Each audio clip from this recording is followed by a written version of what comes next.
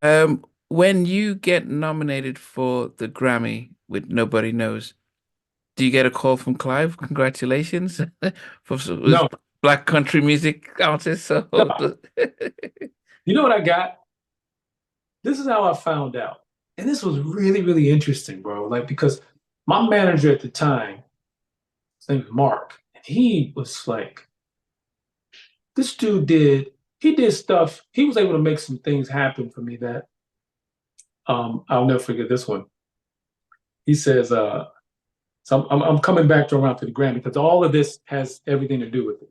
So the way I found out about the nominations was I just got back in town. I think I was coming back from the UK, and I'll go to the office, and there's somebody in the one of the junior executives handing me a piece of paper, and it was like a colored piece of paper, like a green or a neon yellow or something, and it listed the nominations. It was four nominations, and I remember looking at it and be like, "Oh, cool!" Folded it up, put it in my pocket.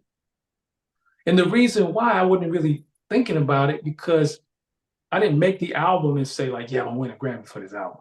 That wasn't what I was thinking. So I looked at that like, oh, okay, cool.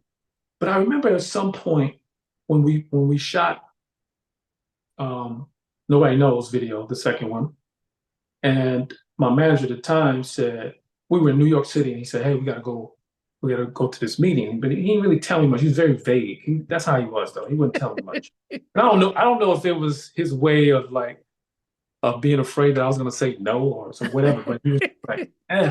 So what he did was he says, I remember we go into this building. We went to this penthouse, and we walk into this apartment. It's like the ceilings look like it was like 25 feet ceilings. We're at the top of this building, and then this older white fellow comes out, and my manager's talking to him. Then we played a video for him, and it's, meeting probably lasted 20, 30 minutes. Then we was out of there, right? So then fast forward, here we are. We're in think I was touring with at the time. I think I was just finishing my tour with Mariah Carey, I think. And so we were in Paris. Yeah, it was the end of the Mariah Carey tour. So my manager says to me, he says, "Hey, do you remember that guy's apartment we went to in the penthouse and we should play the video?" I said, "Yeah." He said, "Well, that guy was the guy who produces the Grammys. It's Pierre Cosset." I was like, okay. I'm still not understanding why he's telling me this, right? Because he was always vague. He wouldn't really go into detail about certain things. I'm like, okay, what about it? He says, "You're performing on the Grammys." I said, "How is that when I don't have nominations?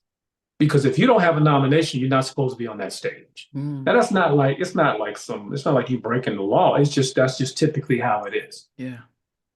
So when we get to LA for the Grammy, and it was time for us to rehearse. I said, "So what do you mean I'm performing? Like, what am I performing?" He says, "You and D'Angelo are going to do a tribute to Stevie Wonder." I was like, "Word?" I said, "Oh, that'd be cool. What's the setup?"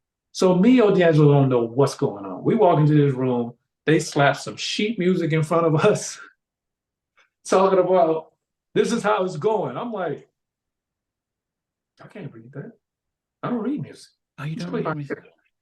D'Angelo didn't read it either. I was like, "Just play it for us." And the guy who's behind all of those duets, right? His name was, I'll remember it. Anyway, he said, "Listen, we're going to Ken Ehrlich." That was his name. Oh yeah, Ken Ehrlich, yeah, Ken yeah. We Are Ehrlich the World. won Yeah, for all of those duets that you've seen on the Grammys. yeah. He put those together. Yeah, he did We Are the World. Yeah, that's him. Yeah, he put all that together. And he said, "Okay, this is what it is." When they lay it out to us, I'm like, so wait a minute. You want us to play two different things, sing two different songs on top of each other. And then we're going to transition into another two songs. We're playing two totally different things and we're singing two totally different things, but in the same key, kind of like this. So we did So we rehearsed it, just two of us, and we probably did that for about 20 minutes, and that was it. Wait, Next so this day, is the day of the Grammys, not like a no, month this was before. the day before. Oh, did they? Wow, what? That's kind of Yeah, short notice. we didn't have no rehearsal time. No, no, no, no. It was just a run through. We ran through it. Okay, cool. The next day, camera blocking, making sure that you got your sound run through. Okay, boom. Lights, camera, action. And you know what they told me right before I walked out on stage? They're gonna say, "Oh, just so you know, um, you're performing in front of, I think it was like 3,500 people in the audience, but it's like 50 million people tuned in." I'm like, thanks. So I'm like, so then we knock it out. Now that was the year before I was nominated. So the year, um, that's why he said, when he said that, he said, "Hey, you know, I got you on the stage." So then the following year, I get the fax and it's saying what my nominations are, and I was like, "Ooh!" So I did my first interview about that, and the woman said to me, "So you think you're gonna win?" I said, "Oh yeah, I'm gonna win. I'm not leaving empty-handed." She goes, "Really? You confident?" I said, "Look, I got four nominations. I'm at least taking one of them home." And so you know I kicked myself in the ass after I won. I was like, I should have said all four. But I knew I was gonna win. And the one that I wanted to win was the one that I won. I did not care about winning Best New Artist because winning Best New Artist does not change your career, does not change your producer rate, none of that. It's just whatever.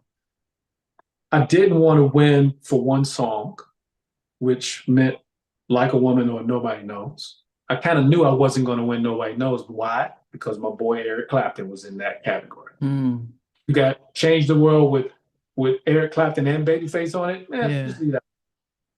Um, and then, but Best R&B Album, I was like, I was never embraced as R&B, Mm. but I'm black, so I know that's why I'm in that category. But I'm up against Maxwell's Urban Hang Suite. Oh. I'm like, I want that one. Why? Because it would be awarded to me, the artist, and me, the producer. That would change my career. So I won that one.